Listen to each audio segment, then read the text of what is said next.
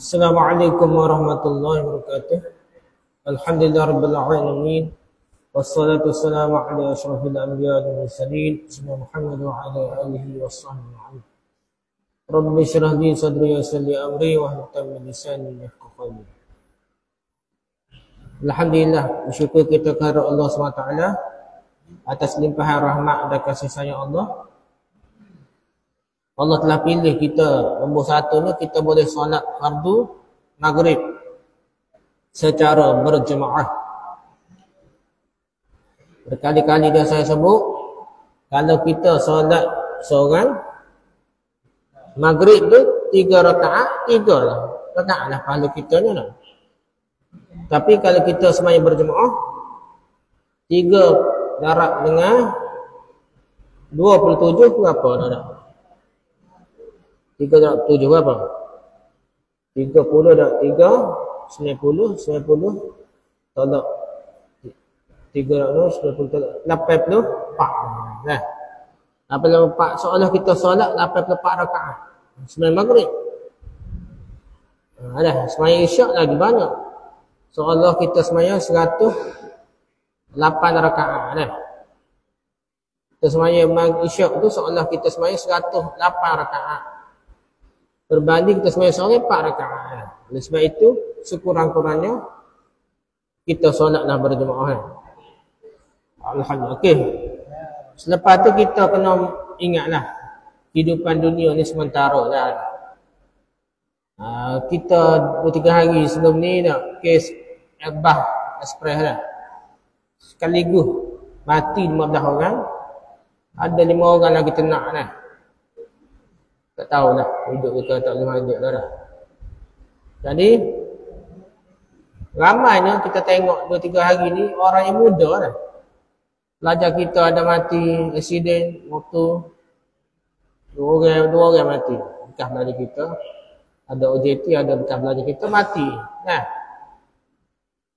Orang ada mati aksiden sekolah kita ni. Aksiden tak mati ramai lagi lah. Nyaris-nyaris. Jadi nak cerita sekarang ni, usia ni tak tahu lah. Siapa yang sampai ke alam barzah dan kubur tu, orang yang lebih tua ke, orang yang lebih muda ke, tak tahu lah. Orang tua lambat mati, kita tengok orang muda lebih ramai mati di jalan raya sekarang ni lah. Jadi oleh itu kita kena buat persediaan lah. Janganlah kita rasa kita ni jauh lagi mati lah. Kita ni muda lagi. Tak solat pun tak apa, tak baca Quran pun tak apa, sembahyang lambat pun tak apa, sembahyang subuh lambat pun tak apa. Jangan fikir gitu. Kita kena fikir ni, kita tak tahu siapa yang Allah ambil dulu antara kita ni. Jadi kita kena banyakkan amalan, utamakan amalan yang lebih utama. Kalau boleh, sembahyang tu biarlah sembahyang fardu, baca Quran tiap-tiap hari, kena ada persiapan, bekalan kita di hari akhirat nanti. Jangan kita anggap kita ni jauh. Lambat lagi mati ya. Jangan anggap begitulah. Apabila sampai masa, tiba-tiba saja Allah telah tetapkan di Lauhul Mahfuz. Bila kita mati, kita kena sediakan amal ibadah supaya bawa bekal kita di hari akhirat nanti ya. Kita apalah situ, kita sambung balik kita perbahasan kita ni. Masalah ke-365 dah. Kita bab kedua kita ni, Imam dan Ma'mum ni. Masalah ke-365, orang yang berwudu. Nah, orang berwudu dengan air mengikuti orang yang bersemayam dengan tayamum. Tu imam tu tayamum ni, Ma'mum ni ambil wudu. Boleh ke ikut Ma'mum yang sekadar tayamum saja dah. Okay, hadis 1010 An Sa'id. Bunyi ke apa ni? Bunyi kuat lah. Bunyi apa? Bunyi radio. Mana? Ya, An Sa'id bin Jubair radhiyallahu anhu qala kana Ibn Abbas fi safarin ma'ahu nasun min ashabi Rasulillah sallallahu alaihi wasallam minhum Ammar bin Yasir fakanu yuqaddimunahu li qarabatihi min Rasulillah sallallahu alaihi wasallam fa shalla bihim dzata yaumin wa dhahika wa akhbarahum annahu asaba min jariyatin lahu rumiyatin fa shalla bihim wa huwa junubun mutayammimun. Rahul Asram. Hadis 1010, Sa'id bin Jubair radhiyallahu anhu berkata, adalah Ibn Abbas radhiyallahu anhu dalam suatu safar, perjalanan jauh ni dah, musafir dah safar. Besertanya ada segolongan dari sahabat Rasulullah SAW. Di antara mereka Ammar ibn Yasir. Mereka mendahulukannya Ammar ibn Yasir ni kerana mengingatkan kekerabatannya dengan Rasulullah. Orang rapat dengan Rasulullah, ada beranak Nabi dia. Beliau bersemayam dengan mereka pada suatu hari. Lalu beliau tertawa dan mengabarkan bahawa beliau telah menyetubuhi seorang jariyah dari bangsa Rum. Hamba dia lah. Beliau bersemayam dengan mereka sedangkan beliau waktu itu berjuluk dan bertayamum sahaja. Hadis riwayat Asram. Di hadis 1010 ini diriwayatkan oleh Asram. Ahmad berhujjah dengan hadis ini. Menurut hadis yang diriwayatkan oleh Ahmad, Abu Daud dan Darqutni dari Ammar bin As, bahwasanya Ammar bin As itu pernah menjadi imam dengan bertayamum saja dari junubnya. Menyatakan, hadis ini menyatakan bahawa sah orang yang bersemayam dengan berwuduk mengikuti orang yang bersemayam dengan bertayamum. Ada hadis lebih kuat kan. Jadi imam ni, sini ada riwayat ni kata setubuh, ada satu lagi riwayat yang mimpi ke apa, wallahu a'lam lah. Jadi Ammar bin As ni Ammar bin Yasir, wali Ammar bin As ni. Ada dua riwayat lah hak manusia kuat ni. Sahabat Nabi ni jadi imam, dia ni sekadar tayamum saja. Okey, berapa perkara nak bincang sini? Yang pertama, imam tu ada sebab. Dia tak boleh ambil semayang, dia sakit ke, dia tak ada air ke, ada apa, dia boleh tayamum. Satu. Keduanya, kita tak wajib usul imam kita ni, depan ni ada semayang ke, ada sah ke semayang dia ke tidak. Kita tak wajib usul, kita tahu dah. Bahkan, dia semayang, tiba-tiba dia kata, dia sudah semayang ada imam ni lah. Tiba-tiba dia kata dia ni tak mandi wajib lagi. Dia buat tak sah semayang dia ni. Kita makmum ni tak perlu semayang semula. Sebab dia, kita tengok yang zahir saja dah. Imam tu kena semayang semula. Tapi makmum tengok zahir semayang-semayang, tiba-tiba lepas semayang imam kata dia tak ada semayang lah, dia macam-macam lah alasan dia lah. Dia tak mandi wajib ke apa, kita tak perlu ulang semula semayang kita dah. Sebab kita tengok yang zahir saja lah. Dan tak perlu sama niat kita dengan imam. Imam semayang sunat, kita semayang fardu. Boleh juga pahala semayang fardu, semayang panjemaah kita lah. Jadi kita tak perlu usul dah. Hadis ini menyatakan bahawa sah orang yang semayang dengan berwuduk ikut orang yang semayang dengan bertayamum. Okey, yang kedua. An-Nawawi, Imam Nawawi kata apa? Menurut mazhab kami, sah orang yang berwuduk bersemayang di belakang orang yang bertayamum. Dia ada uzur ke apa? Dia tak boleh sejuk, takut mati, takut apa dah. Dia sekadar tayamum untuk membolehkan semayang fardu. Jadi imam tu macam tu dah. Kita boleh ikut dah. Dan dia tidak perlu mengqada lagi sembahyangnya dah. Imam pun tak perlu qada, makmum pun tak perlu qada, sah sembahyang. Demikianlah pendapat jumhur majoriti ulama. Dihikayatkannya demikian oleh Ibn Muzir dari Ibn Abbas, Ammar ibn Yasir dan segolongan sahabat. Dan diriwayatkan juga dari Sa'id ibn Musayyab, Atta, Al-Hasan Basri, Az-Zuhri, Yusuf, Ahmad, Ishaq dan Abu Thawb. Berkata Ibn Muzir, Ali bin Abi Talib, Rabi'ah, Yahya Al-Ansari, An-Nakhai dan Muhammad ibn Hasan memakruhkan demikian. Sekadar makruh. Jadi kalau imam tu tak boleh ambil semayang, dia tayamum. Dia sah kerana dia tak mampu, kita ikut semayang belakang dia pun sah. Dan tidak makruh mengikut majoriti ulama. Cuma ada sebahagian ulama kata makruh, tak sah juga makruh. Al-Azai berpendapat janganlah dia mengimami jemaah, yakni kalau dia sekadar bertayamum, terkecuali kalau dia amir pemerintah atau jemaah pun bertayamum. Ini soal lagi dah.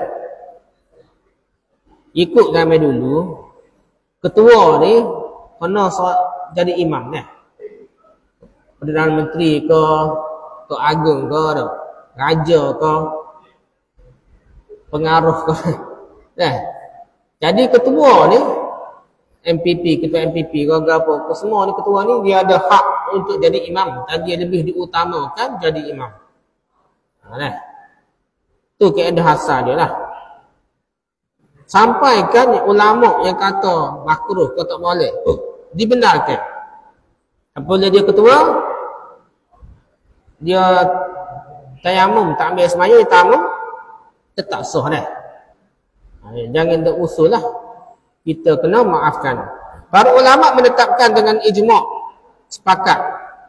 Para ulama bahawa orang yang berwuduk boleh mengimami orang yang bertayamum. Itu tidak ada masalah lah. Ibnu Qudamah berkata, sah orang yang berwuduk mengikuti orang yang bertayamum. Saya tidak ketahui ada perselisihan pendapat dalam masalah ini. Amr bin Aus pernah bersemayam dengan jemaahnya dengan bertayamum. Dikala sampai khabar itu kepada Nabi Amr bin As, kepada Nabi SAW, beliau tidak, baginda SAW tidak mengingkarinya. Ibn Abbas pun pernah mengimami para sahabatnya dengan bertayamum saja. Sedangkan di antara yang mengikutinya Ammar bin Yasir, Ammar tidak mengingkari perbuatan Ibn Abbas. Itu dah. Kalau tak boleh guna air, musafir, air tak cukup, sekadar untuk minum ke apa, bertayamum saja. Ataupun nak mandi wajib ni, suka, boleh tayamum saja dah. Jadi sah, imam pun sah, makmum ikut belakang dia pun sah dah. Perbahasan ketiga, dari beberapa hadis yang berhubungan dengan hadis ini, kita memperoleh ketetapan bahawa orang bertayamum ditunjuki oleh hadis ini, yang juga dapat didasarkan bahawa orang bertayamum itu bersuci dari suci yang benar. Kerana dia serupa dengan orang yang berwuduk. Hanya golongan itrah saja yang tidak mensahkan para mutawaddi'. Orang yang berwuduk mengikuti orang yang mutayammim, orang yang bertayamum. Hadis yang menjadi pegangan mereka tidak ada. Begini dah. Itrah ni anak beranak keluarga Nabi lah. Mazhab apa kata Syiah ni juga dah. Tapi dulu tu dia ada Ahlul Bait dah, mazhab Ahlul Bait. Tapi dulu dia tidak cenderung mana pada Syiah dah. Sekarang ni Ahlul Bait ni, mazhab Ahlul Bait ni lebih pada Syiah sesak ni. Dulu tidak dah. Habib di Yaman tu tak tahulah. Ada keturunan Nabi, ada yang tidak sabik tu dia. Pasal dia tu ada putus anak. Tak apalah. Yang pentingnya mazhab Ahlul Bait dulu dia terkenal. Sekarang ni kurang dah. Di zaman-zaman dulu, dan dia kata tak boleh lah. Tapi walaupun dia keturunan Nabi sungguh pun dah, kita kena pegang dalil hadis Nabi dah. Hadis Nabi ke perbuatan dalil yang kuatnya tetap sah lah. Kita tak boleh pakai sekadar dia mengaku keturunan Nabi. Okey, boleh rujuk dalam kitab Al-Muntaqad 1 muka 637. Naulul Autar jilid 3 muka 17, Al-Majmu' Syarh Mazhab jilid 4 muka 3, Al-Muqni jilid 2 muka 1, Zadul Ma'ad jilid 2 muka 98. Okey, seterusnya. Masalah ketika tengah penam. Mengikuti orang yang kerana khilaf meninggalkan satu syarat atau satu fardu. Dah. Kita ikut imam mazhab lain lah sebenarnya dah. Kita ikut imam mazhab lain. Bukan mazhab Syafi'i ke lah. Boleh ke tidak boleh lah. Dia Mekah lah. Ya. Okey, hadis dia 1111. An Abi Hurairah radhiyallahu anhu qala Rasulullah sallallahu alaihi wasallam yusalluna bikum fa in asabu falakum wa lahum wa in akhta'u falakum wa alaihim. Rawahu Ahmad wal Bukhari. Hadis 11. Abu Hurairah radhiyallahu berkata, Rasulullah sallallahu alaihi wasallam bersabda, mereka bersemayam dengan kamu jika mereka imam itulah, jika mereka imam berlaku benar, maka untuk kamu dan untuk mereka. Imam boleh pahala, kita boleh pahala dah kalau tu imam betul. Dan jika mereka berlaku khilaf, salah, khata', berlaku kesalahan, maka untukmu dan risiko khilaf ataupun salah tu, akhta'u tu, kesalahan tu dipikul oleh mereka saja. Hadis riwayat Ahmad dan Bukhari. Tu imam baca tak betul ke apa tak betul, ni sendiri tanggung dah. Bukan makmum tanggung. Ni sikit-sikit tak sah, tidak dah. Setengah orang pertikai, memang salah sikit tak sah nak apa dah. Tidak gitu dah. Ada benda-benda yang dimaafkan. Dan imam salah, sekadar dia salah, makmum tu semayang ikut semayang lah, baca betul-betul tu dah. Ada juga imam ni semayang zuhur asar, ibarat Fatihah salah pun mana tahu orang belakang lah, dimaafkan lah. Tak payah usul tu imam ni tak pandai baca Quran ni dah, rasa tak sah semayang, jangan tak kata gitulah. Kalau betul dia tidak sah pun dia seorang, awak tak tahu belakang ikut berlaku sah lah semayang dia. Okay, hadis ke-1012. An Sahl bin Sa'd radhiyallahu anhu qala sami'tu Rasulullah sallallahu alaihi wasallam yaqulu al-imamu dhaminun fa idza ahsana falahu wa lahum wa in asa'a fa 'alayhi yakni wala 'alaihim, rawahu Ibnu Majah. Hadis 1012, Sahal bin Sa'd radhiyallahu anhu berkata, saya dengar Rasulullah sallallahu alaihi wasallam bersabda, imam itu penjamin, dhamin, penanggungjawab lah. Imam itu bertanggungjawab sepatutnya dah. Apabila ia berlaku ihsan, betul lah, baik ihsannya, maka baginya dan bagi mereka. Tok imam pun boleh pahala, makmum ikut pun boleh pahala yang besar kalau imam terbagus. Dan jika ia berlaku jahat, tak betul, niat tak betul, tak ikhlas lah apa pun, baca tak betul lah, maka atasnya tidak atas mereka. Tok imam sendiri tanggung. Kalau tak sah dia sendiri tanggung, orang lain tak berdosa, orang lain tetap sah semayang dah. Okey, boleh rujuk dalam hadis riwayat Ibnu Majah.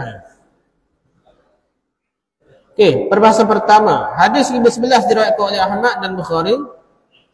Perkataan untuk mereka tiada terdapat dalam Bukhari. Hal itu terdapat dalam Musnad Imam Ahmad sahaja kan. Ada untuk mereka, pahala untuk mereka tu tak sebut. Bukhari mungkin sebut, tak imam boleh pahala saja dah. Hadis ini menyatakan kebolehan bersemayam di belakang orang yang taat berbakti dan di belakang orang yang fasik. Dengar ni, majoriti ulama tak kisah. Tok imam depan ni tak, awak tahu ni jahat, isabik, apa lagi, mencuri kau apa orang, couple orang ikut dah, zina kau apa orang. Jadi fasik setara mana dia pun, tiba-tiba jadi imam, kita boleh ikut dah. Juga menyatakan bahawa sembahyang makmum yang mengikuti orang yang berhadas jangan tidak diketahui bahawa imam itu berhadas adalah sah. Dah. Dengar ni. Imam tu tak ambil semaya ke ketuk kau tengah semaya, kau dia tak ingat mandi wajib lepas tu baru dah. Lepas semaya dia kata, "Oh, tak ingat ambil sembahyang." Tu imam tak ingat ambil sembahyang. Dia beritahu makmum. Kita nak buat macam mana makmum? Tak perlu semula semaya. Semaya sudah dah. Sah semaya kita. Kita tak tahu kan? Tak imam tu tak sah lah. Dia ke semaya mula. Makmum tak tahu. Lepas sudah semaya bagi dia beritahu. Saya terlupa lah ambil semaya.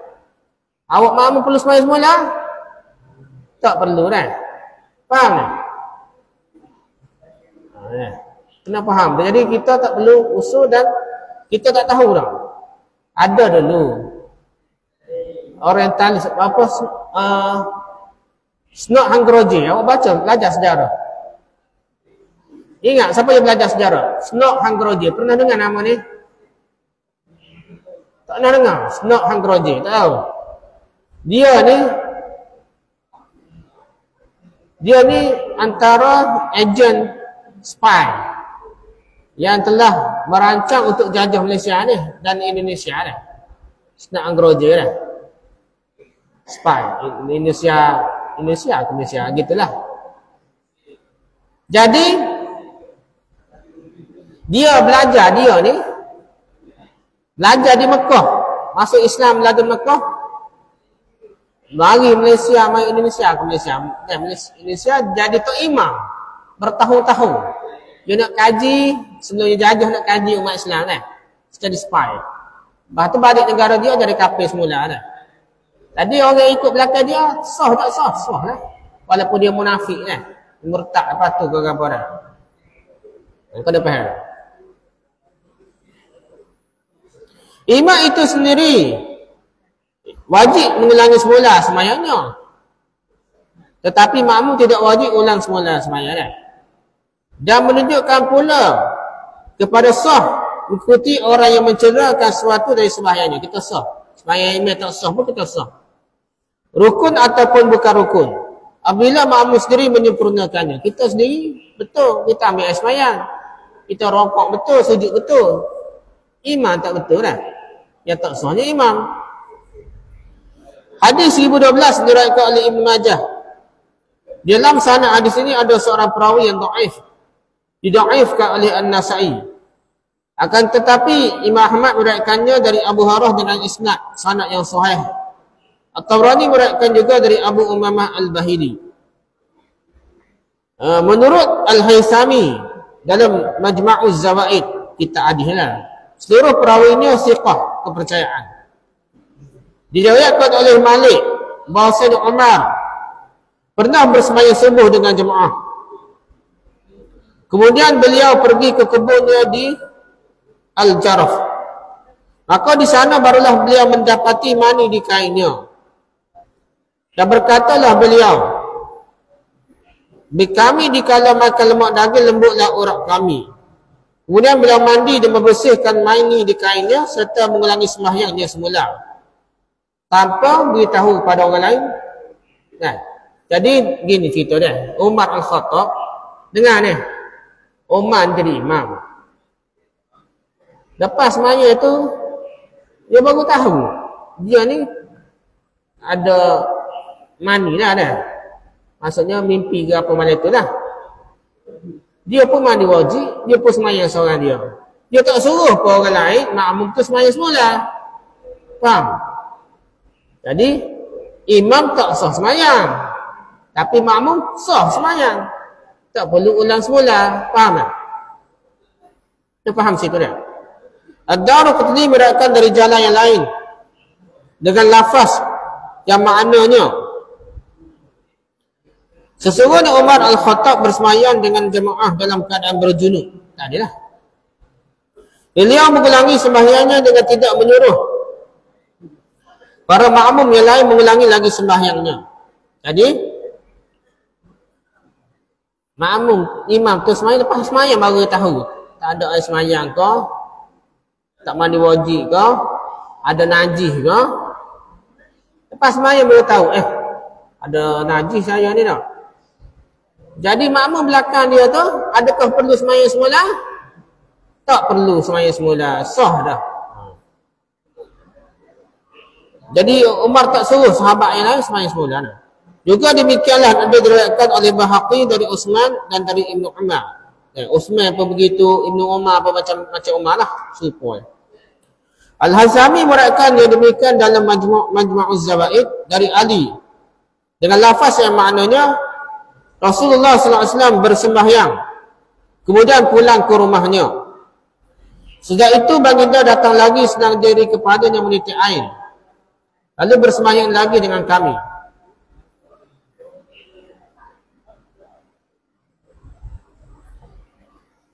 Sudah sembahyang beliau berkata, aku sembahyang dengan kamu padahal aku berjunub. Maka barang siapa ditimpa oleh seperti apa yang menimpa diriku, atau dia mendengar suara perutnya, atau berhadas, hendaklah dia berbuat seperti apa yang aku perbuat. Asal ini menurut pendapat Al-Hathami adalah dhaif, lemah hadis ni. Akan tapi diriwayatkan dari Anas bahawa sesungguhnya Rasulullah SAW masuk ke dalam sembahyang dan kami pun membaca takbir. Maka Rasulullah SAW berisyarat kepada jemaah supaya terus berdiri. Menanti imamlah berdiri. Kami pun terus berdiri hingga Nabi SAW datang kembali sudah mandi. Sedangkan kepalanya menitik-nitik air lagi dah. Hadis ini diriwayatkan Al-Qarawi dalam Musnad. Menurut pemeriksaan Thami, segala perawinya adalah perawi yang sahih lah. Hadis ini menyatakan bahawa seorang apabila sembahyang dengan jemaah padahal dia berjunub atau berhadas, maka sembahyang jemaah itu sah. Begini ni, dengar ni. Tadi Umar lah. Satu kali ni Nabi sembahyang. Dengar ni lah. Nabi jadi imam. Di tengah-tengah sembahyang itu Nabi ingat. Dia tak mandi wajib lagi lah. Nabi suruh imam, makmum yang berdiri tu tunggu. Tengah sembahyang tunggu. Nabi pergi mandi wajib, mari semula, akad takbir, ikut Nabi ni, sahabat ikut Nabi tu. Jadi, dalam keadaan berdiri itu, sahabat nunggu, Nabi mandi cepat-cepat, tu sambung dah. Nabi mari jadi imam juga, sahabat pun ikut. Jadi, pertama ada sebahagian sembahyang sahabat ni ikut Nabi ni dalam keadaan Nabi junub. Tapi tetap sah juga kan. Okay, perbahasan ketiga. Imam Nawawi berpendapat bersembahyang di belakang orang yang berhadas dan berjunub adalah sah. Apabila makmum tidak mengetahui bahawa imamnya berhadas. Kita tak tahu. Imam berhadas ke najis ke apa, kita tak tahu.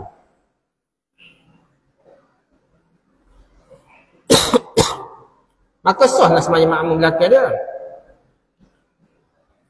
Dan sembahyang yang dilakukan itu dipandang sembahyang jemaah. Dia tetap boleh pahala jemaah lah. Walaupun imam tak sah sembahyang setara mana pun, makmum ni ikut dengan tak tahu imam bernajis ke berhadas ke, boleh pahala jemaah juga.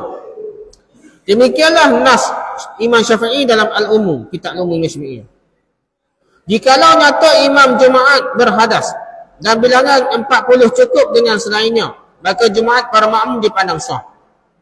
Dengar ni, sembahyang jemaah. Sembahyang jemaah, imam buat perangai sembahyang jemaah. Imam tak mandi wajib ke dah. Ketuk ke berhadas ke, ada najis ke. Dia jadi sembahyang dah. Dia pun sembahyang. Orang belakang pun ikut imam lah. Sembahyang jemaah, sembahyang jemaah. Sembahyang jemaah ni, fardu jemaah. Lepas sembahyang baru imam beritahu tak mandi wajib.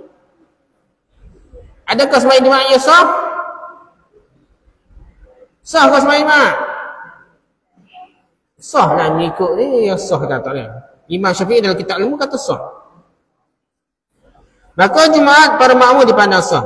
Jikalau makmum mengetahui bahawa imamnya berhadas tetapi dia tidak memisahkan diri, terus bersembahyang di belakang imam, wajib dia mengulangi sembahyangnya dengan tidak ada khilaf. Awak tahu dah imam tak mandi wajib. Awak tahu, awak je tahu dah. Atau imam tu bernajis ke dah.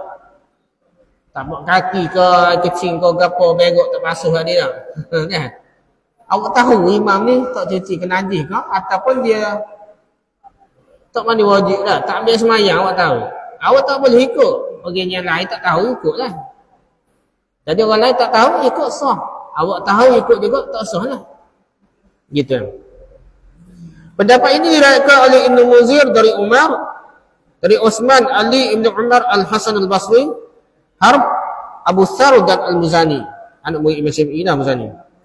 Dihikayatkan dari Ibn Sirin, Al-Syafi'i, Abu Hanifah dan ashab ulama-ulama mazhab Abu Hanifah ni, bahawa makmum wajib mengulangi sembahyangnya. Kali tahulah tak? Jadi pula pendapat Muhammad Ibn Abi Sulaiman. Menurut Malik, jika imam mengetahui dirinya berhadas tapi bersembahyang juga, dipandanglah dia seorang yang fasik dan makmum wajib mengulangi sembahyang. Kalau kerana lupa, tidak. Ini ada pendapat lain lah. Dia pendapat lemah saja. Jadi kalau imam tahu, makmum tak tahu, salah juga. Kena sembahyang semula di belakang dah. Dihikayatkan oleh Abu Hamid dari Atta' bahawa jika imam berjunub, wajib para makmum mengulangi sembahyang, dan jika imam berhadas kecil, maka wajiblah dia mengulangi sembahyangnya. Jika diketahui hal itu masih dalam waktu. Kalau diketahui sudah waktu di luar waktu, tidak diulangi semula. Dah. Ni salah satu pendapat Abu Hamid Al-Ghazali ya. Dia kata lepas junub, email tu lepas semaya beritahu saya junub hari ni dah, tak mandi wajib. Kena semaya semula belakang kena mandi. Ni salah satu pendapat Abu Hamid. Tapi majoriti ulama kita cerita dah saat ni, imam beritahu lepas semayang, orang lain tak perlu ulang semayang ni.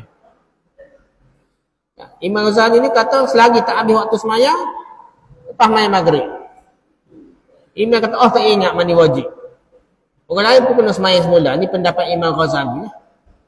Selagi tak habis waktu maghrib. Kalau habis waktu maghrib, selepas isyak dia baru beritahu, jadi tak perlu semayang semula. Itu pendapat Abu Hamid dan Atta', dari Atta' lah. Tapi pendapat majoriti ulama, lepas semayang baru dia tahu, baru beritahu imam atau baru tahu, tetap sah, tak perlu ulang semula seperti Umar, hadis riwayat Umar ni. Al-Hafiz Ibn Hajar Asqalani dalam Fathul Bari Syarah Sahih Bukhari berkata, menurut pendapat Ibn Munzir, hadis ini menolak pendapat orang-orang yang mengatakan bahawa apabila rosak sembahyang imam, rosaklah sembahyang orang yang di belakangnya. Hadis ni terang-terang lah. Apa lebih teruk lagi dengan tidak sah sembahyang tu lah, tak mandi wajib tak sah lah sembahyang. Tiba-tiba tak sah sembahyang sekarang tu, imam pun, kerana imam pun tak tahu ataupun kerana makmum tak tahu, tetap sah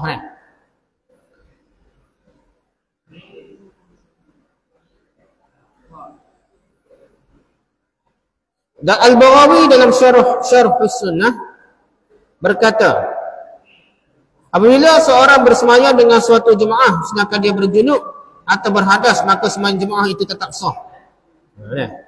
Wajib mengulangi sembahyangnya imam itu sajalah, baik itu dia mengetahui hadasnya dan bersengaja menjadi imam ataupun tidak. Tapi jemaah itu tetap sah sembahyang. Imam ni tahu dah tak sah sembahyang, tak ambil air sembahyang, tiba-tiba jadi imam juga. Orang belakang mana tahu lah, dia kecil tak basuh, berok tak basuh lah, mari-mari gitu imam naik lah. Dia pun semayang, lepas semayang kata aku tak basuh berok ada lah, tak basuh kencing lah, ataupun tak mandi wajib. Lepas semayang bagi beritahu, adakah makmum sah? Makmum tetap sah semayang lah. Perbahasan ketiga, dengan memperhatikan asal-asal para sahabat, riwayat-riwayat dari sahabat, nyatalah bahawa pendapat yang memandang rosak sebagai imam saja dengan umpama berjunub atau berhadas tidaklah merosakkan sembahyang makmum dan tidak mewajibkan i'adah, tak wajib ulangi semula sembahyang atas makmum. Itulah pendapat yang kuat berdasarkan dalil. Beliau rujuk dalam Muntaqa 1 muka 237 hingga 238, Naulul Autar jilid 3 muka 213 hingga 214, Al-Majmu' Syarh Mazhab jilid 4 muka 260 hingga 261, Fathul Bari Syarh Sahih Bukhari jilid 2 muka 49. Okey, seterusnya, teringat berhadas dalam semayang. Semayang teringat awak tak mandi wajib, tengah-tengah semayang baru ingat awak tak mandi wajib ya. Baru teringat, mula ingat ada dah hari semayang, tiba-tiba teringat tak ambil semayang dah. Gitulah. Macam mana teringat masa tengah semayang. Hadis ke 1013. An Abi Bakrah radhiyallahu qala, inna an-nabiyya sallallahu alaihi wasallam istaftaha as-salata fakabbara thumma awma'a ilaihim an makanakum thumma dakhala thumma kharaja wa ra'suhu yaqturu fa shalla bihim falamma qada as-salah qala innama ana basharun mislukum wa inni kuntu junuban, rawahu Ahmad wa Abu Dawud. Hadis 1013. Abu Bakrah radhiyallahu anhu menerangkan bahawasanya Nabi sallallahu alaihi wasallam memulai sembahyang dan bertakbir. akad takbir dia Nabi ni lah. Kemudian baginda berisyarat kepada jemaah, menyuruh mereka tetap di tempat mereka. Nabi berisyarat, berhenti, stop, diri, tunggu Nabi lah. Kemudian Nabi SAW ke rumahnya. Nabi masuk rumah Nabi. Sesaat kemudian baginda keluar, sedangkan kepala Nabi menitik-nitikkan air dah. Baru lepas mandi dah. Lalu bersamanya dengan jemaah yang sudah dalam keadaan berdiri itu dah. Rakaat pertama, kedua, ketiga tak sebut, tapi Nabi tengah semayang. Sesudah baginda bersemayang, baginda berkata, sesungguhnya saya seorang manusia seperti kamu semua dan saya tadi baru saya berjunub. Nabi baru ingat Nabi berjunub. Jadi Nabi pun ingat juga manusia macam kita juga lupa. Nabi bukan Tuhan, Nabi pun makhluk. Tak boleh kita meminta hajat dengan Nabi lah. Mintalah dengan Allah SWT. Hadis riwayat Ahmad Abu Daud dah. Riwayat Ahmad dan Abu Daud. Okay, hadis ke 1014. An Amr ibn Maimun radhiyallahu qala inni laqa'iman ma baini wa baina Umar ghadata usiba illa Abdullah ibn Abbas. Fama huwa illa an kabbara afasami'tuhu yaqulu qatalani aw akalani al-kalbu hina ta'anahu wa tanawala Umar Abdurrahman bin Auf faqaddamahu fa shalla bihim salatan khafifatan. Riwayat Bukhari. Hadis 14. Amr ibn Maimun radhiyallahu berkata, aku berdiri dalam saf pada pagi beliau ditikam. Umar Al-Khattab ni ditikam lah. Jadi Ammar ibn Maimun ni sahabat Nabi juga, semaya belakang Umar lah. Tak ada antaraku dengan Umar selain Abdullah ibn Abbas. Setelah beliau bertakbir, saya dengar beliau berkata, aku telah dibunuh dan aku telah dimakan anjing. Ketika beliau tikam, lalu Umar memegang tangan Abdurrahman ibn Auf dan memajukan ke tempat imam dah. Kerana hanya Abdurrahman pun bersemaya dengan berjemaah sembahyang yang ringan dengan cepat-cepat dah. Hadis riwayat Bukhari. Jadi Umar kena tikam, lepas kena tikam mungkin orang itu lari ke apa. Umar airit Abdurrahman bin Auf ni suruh jadi imam. Tarik dah. Dia ni rebah lah Umar lah. Jadi Abdurrahman bin Auf semaya cepat-cepat, sudah semaya ramai-ramai lah. Okay, hadis 1015. An Abi Razin qala shalla Aliun radhiyallahu dzata yaumin faru'ifa fa akhadha bi yadi rajulin faqaddamahu thumma sarafa wa huwa Sa'id bin Mansur. Abu Razin radhiyallahu berkata, Ali bersemayam pada suatu hari, lalu keluar darah dari hidungnya. Ali ni darah hidung kan. Maka beliau memegang tangan seorang lelaki lalu memajukannya ke tempat imam. Kemudian beliau pergi. Ali darah hidung, dia pergi makmum belakang jadi imam, dia keluarlah. Okey, hadis riwayat Sa'id bin Mansur. Okey, perbahasan pertama. Hadis 1013 diriwayatkan oleh Ahmad dan Abu Daud. Abu Daud berkata, diriwayatkan oleh Ayyub dan Ibnu Aun dan Hisham dan Muhammad dari Nabi SAW. Maka bertakbirlah Nabi SAW, kemudian berisyarat kepada jemaah supaya duduk. Dan Nabi SAW pergi untuk mandi. Ini kata duduk, hadis suruh berdiri tunggu dah. Hadis ini juga diriwayatkan oleh Bukhari dan Muslim dari Abu Hurairah dengan beberapa lafaz. Hadis tidak disebut dengan lafaz-lafaz itu bahawa Nabi SAW pergi sudah masuk dalam sembahyang. Bahkan dalam sebahagian lafaz tegas menerangkan bahawa yang demikian itu sebelum bertakbir. Pengarang Al-Ma'bud berkata dari Abu Bakrah yang muttasil dari riwayat Ibn Sirin, Atta' Ibn Yasar dan Ar-Ra'bi Ibn Muhammad yang mursal mengatakan bahawa Nabi SAW berkembali ke rumah sudah masuk ke dalam sembahyang dan bertakbir. Demikian juga riwayat Abu Hurairah yang diriwayatkan oleh Ibn Majah. Semuanya menyatakan Nabi SAW kembali ke rumah sudah bertakbir dan masuk ke dalam sembahyang semula. Hadis Abu Hurairah ini diriwayatkan juga oleh Ibn Hibban dan Baihaqi dalam Ma'rifat. Menurut Al-Hafiz Ibn Hajar Asqalani, riwayat Abu Hurairah yang diriwayatkan oleh Abu Daud, Al-Bukhari, Muslim dan lain ialah sesungguhnya Rasulullah SAW keluar sedang iqamah sudah dilakukan, saf sudah diluruskan, maka seketika baginda telah berdiri di musallanya dan imalah ni tempatnya solat dia, lebih kurang gitu dah. Kami pun menanti baginda bertakbir. Dalam keadaan itu baginda pergi seraya berkata, tetaplah kamu di tempatmu. Dari itu kami pun tetap dalam keadaan berdiri sehingga beliau datang sedang kepalanya menitik-nitikkan air beliau baru mandi. Dalil-dalil ini terang menyatakan bahawa Nabi SAW pergi sebelum bertakbir. Riwayat ini berlawanan dengan riwayat yang telah lalu. Maka jalan mengumpulkan riwayat ini hendaklah kita mengatakan bahawa ini ceritanya. Ada hadis yang kita baca tadi, Nabi akad takbir, lepas Nabi suruh tunggu, Nabi pergi mandi. Akad takbir semaya dia. Sahabat pun akad takbir juga semaya dia. Satu riwayat. Ada riwayat lain ni bercanggah. Cerita lebih kurang sama. Lepas qomat, Nabi tengah sahabat berdiri, Nabi suruh tunggu sambil berdiri dan dia pergi mandi dia. Tak sempat akad takbir lagi. Ikut hadis yang lain pula dah. Okay, nak faham macam mana hadis macam ni?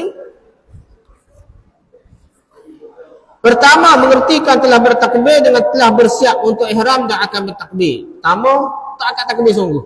Faham kita hadis yang kata akad takbir. Tapi nak akad takbir lolo. Yang kedua, ada dua kali peristiwa yang berlainan.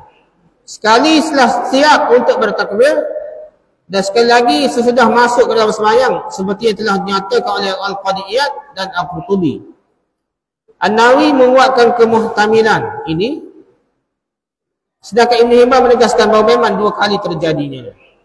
Hadis kuat berlaku dah. Bahkan hadis akad takbir dulu baru Nabi suruh berhenti tu kuat, Bukhari pada dah. Jadi sama kuat lah lebih kurang dah. Jadi nak faham macam mana, macam tu. Ada setengah amak, gabungkan. Ada setengah amak, dua kali peristiwa berlaku ni. Pengarang Aunul Ma'bud berkata, di antara keterangan yang menguatkan dua kali terjadi ialah mereka yang bersemayam di belakang Umar, Uthman dan Ibn Umar dan Ahmad dan para sahabat tidak mengingkari perbuatan itu. Bahkan berdiam diri saja. Dan diam mereka itu dan imam pun tidak menyuruh mereka mengulangi sembahyang, menunjukkan pada berbilang kali terjadi dan apa yang mereka perbuat itu diketahui Nabi sallallahu alaihi wasallam.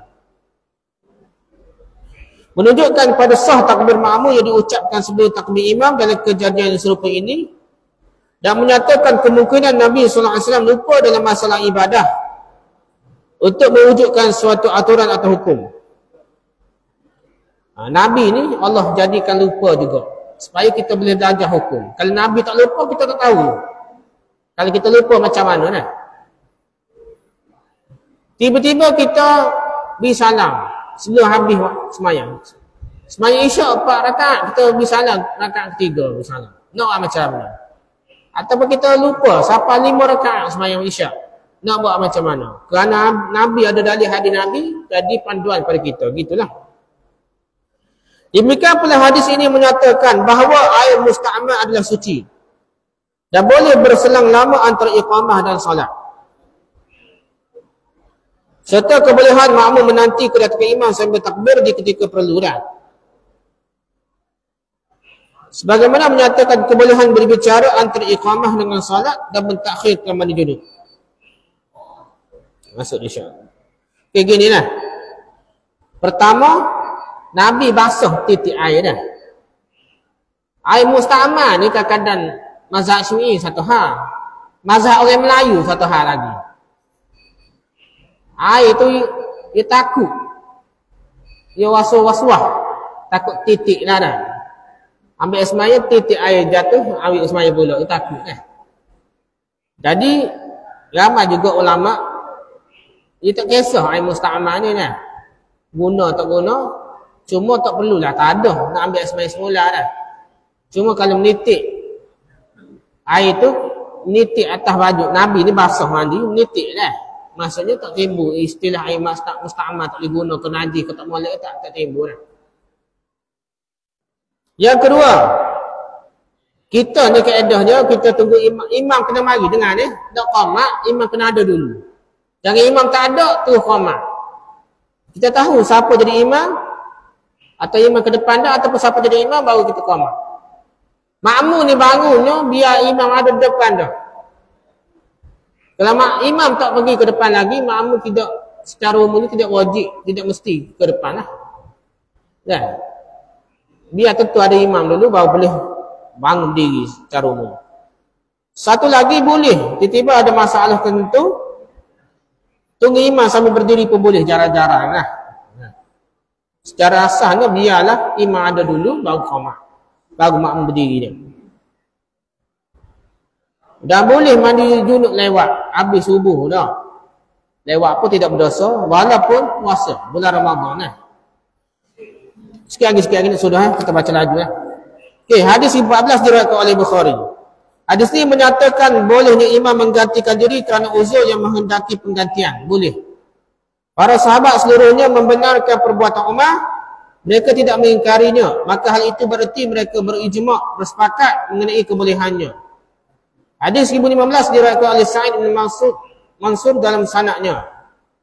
Menyatakan kebolehan imam menggantikan diri di waktu ada uzur yang menghendaki penggantian. Awak semaya isyak 2 rakaat tak imam ketuk. Nah. Sakit perut, ketuk ke apa. Tiba-tiba dia rasa tak boleh teruskan semaya, dia pun tarik tangan di belakang dia suruh jadi imam, dia pun keluar. Jadi orang tu ganti, tambah lagi 2 rakaat ganti lah. Jadi tak imam lain lah. Tak apa dah, boleh gitu. Perbahasan kedua, Ahmad Ibn Hanbal berkata, jika imam menggantikan diri, maka yang demikian itu telah dilakukan oleh Umar dan Ali. Dan jika para makmum bersemayam sendiri-sendiri, dah tak ada imam ganti dah. Maka imam itu keluar kerana kencing, sakit perut ke atau tu kentut apa, tak ada orang naik ke depan. Boleh juga dah, semayang sendiri-sendiri. Maka di ketika Muawiyah ditikam orang, para makmum bersemayang sendiri-sendiri dah. Dan menyempurnakan semayangnya sendiri-sendiri. Masa Muawiyah pun kena tikam. Abu Hanifah, ashabnya Syafi'i dan Malik membolehkan imam menggantikan diri. Menurut pendapat Syafi'i dan riwayat lain, tidak boleh imam menggantikan diri. Kerana Nabi SAW tidak menggantikan diri di waktu keluar dari semayang kerana berjunub. Tak adalah. Ahmad Ibn Hanbal membolehkan takhir pilihan. Yang imam boleh menggantikan diri, boleh juga tidak gantikan orang lain. Dia tidak tarik orang lain pun boleh. Al-Hafiz Ibn Hajar Asqalani berkata, pernah ditanyakan kepada Al-Bukhari, bagaimana kita lakukan kalau yang demikian itu terjadi? Al-Bukhari menjawab, kita lakukan sebagaimana Nabi SAW lakukan itu. Ditanyakan lagi, apakah para makmum menanti sambil berdiri atau sambil duduk? Bukhari menjawab, kalau sebelum bertakbir, boleh mereka duduk. Dan kalau sudah bertakbir, mereka boleh menanti sambil berdiri. Boleh. Imam Bukhari kata boleh. Tak imam ketuk ke apa, ganti orang lain ke apa, tunggu imam yang sama. Boleh dah. Perbahasan ketiga. Setelah kita memperhatikan hadis-hadis ini, kita tidak perlu ragu-ragu lagi menetapkan kebolehannya. Maka apabila imam keluar sudah semayang dimulakan, baiklah dia menggantikan dirinya supaya tidak melamakan makmum berdiri menanti kedatangannya. Dia keluar itu dengan uzur yang tidak memungkinkan dia segera meneruskan semayang. Dan bila imam tidak menggantikan diri, hendaklah seorang makmum maju untuk menyempurnakan semayang. So imam keluar daripada semayang, naiklah seorang, siapa-siapa pun tak apa dah. Imam boleh menggantikan diri dengan orang-orang yang baru masuk. Jika yang menggantikan itu belum mendapati serakaat dari semayang, sedangkan dia mengganti dalam rakaat yang kedua, maka dia sempurnakan rakaat itu. Sudah dia bersujud diisyaratkan supaya duduk bertasyahud. Sedangkan dia bangun ke rakaat yang keduanya. Sedang dia menyempurnakan rakaat yang keduanya dan setelah bertasyahud, barulah dia berdiri serta para makmum berdiri untuk menyempurnakan 2 rakaat lagi. Atau serakaat lagi kalau maghrib. Kalau dia luput 2 rakaat dan dia menjadi pengganti sewaktu dalam keadaan duduk, maka dia bertakbir dan tegaklah para makmum bersamanya. Dan mereka menyempurnakan tasyahud dengan secepat mungkin dan dia mengerjakan 2 rakaat lagi yang diikuti oleh makmum. Ketika makmum duduk untuk tasyahud akhir, berdirilah dia menyempurnakan sembahyangnya. Sudah dia bertasyahud dan bersedia salam dan barulah makmum bersalam bersama-sama. Walhasil orang pengganti itu bersemayam dengan semayamnya dan makmum mengikutinya dalam segala tidak membawa lebih dari perbuatan berdiri dan sujud. Kalau orang yang mengganti itu berdiri di belakang batu di tengah-tengah, hendaklah dia berjalan dengan menghadap kiblat dan tidak boleh dia berjalan dengan membelakangi kiblat kecuali kalau terpaksa. Gini lah, ni pelik lah. Perbahasan ni dalam kitab fiqh bincang lah. Tok Imam ni tarik orang yang mari lewat jadi imam dah. Bukan betul-betul belakang, dia sekali ni imam. Dia mari hak lewat. Dia tu baru semayang satu rakaat bersama imam dah. Ataupun tak cukup rakaat lagi dah. Dia pergi orang tu jadi imam. Orang lain boleh ikut. Tapi Tok Imam tu sudah, Tok Imam tu tak sudah semayang. Makmum kena bertunggu sambil duduk dah. Payahlah nak cerita ni, saya rasa tak faham pula awak jadi pening dah. Molek ni imam tak usah tarik orang lain lah. Tarik orang belakang dia yang mari awal jadi imam dah. Tarik orang mari lewat lah. Pening orang hak mari awal tu nak ikut macam mana dah. Gitulah. Bahasa orang pengganti itu bersemayam dengan semayamnya dan mau mengikutinya dan sekalian tidak membawa lebih daripada perbuatan diri dan sujud. Kita apalah. Okey. Boleh rujuk Al-Muntaqad di 1 Musaad 39 hingga 41 dan Al-Atar di 3 Musaad 215. Adun Ma'bud Syarah Sunnah Abi Daud di 1 Musaad 94, Al-Muhalla Ibn Hazm di 4 Musaad 230 hingga 222, Fathul Bari Syarah Sahih Bukhari di 2 Musaad 96 hingga 97, Al-Majmu' Syarah Mazhab di 4 Musaad 242. Okey, gitulah. Hak cerita lebih hak ni kita payah nak cerita dah. Cumanya imam ni molek ni ambil yang terawal lah molek dia. Ambil hak lewat jadi makmum, jadi imam tu payah lah orang lain ikut. Ambil awal barulah orang lain boleh ikut dah. Tak lewat ni payah lah nak buat macam mana tu payah dah. Kena tunggu dah macam mana. Jadi masalah pula dah.